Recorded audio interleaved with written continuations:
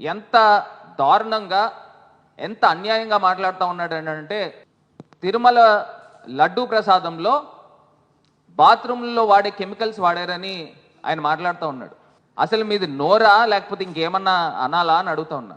నిజంగా ఒక్క మాట అయితే చెప్తున్నా, మా హయాంలో 2019 నుంచి 24 దాకా మా హయాంలో ఏదైతే శాంపిల్స్ తీశారో, నేను ఇవాళ అడుగుతా ఉన్నా, 4 ట్యాంకర్స్ రిజెక్ట్ చేశారు కదండి.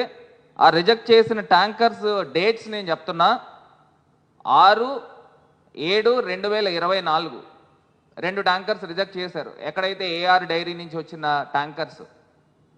మళ్ళీ అదేవిధంగా 12/7/2024 ఇంకొక 2 ట్యాంకర్స్ రిజెక్ట్ చేశారు. 4 ట్యాంకర్స్ రిజెక్ట్ చేశారు కదా. ఆ 4 ట్యాంకర్స్ కూడా ఏఆర్ డైరీ రిజెక్ట్ చేసినవి మళ్ళీ ఒక 2 రోజుల కాల వ్యవధిలో వైష్ణవి డైరీ ద్వారాగా మళ్ళీ సేమ్ అయ్యే ట్యాంకర్లు వచ్చినప్పుడు ఆ యొక్క గీని మహాప్రసాదంలో ఎందుకు వాడారు చంద్రబాబు నాయుడు గారు అని మీరు దానికి ప్రశ్నకి సమాధానం చెప్పాలా.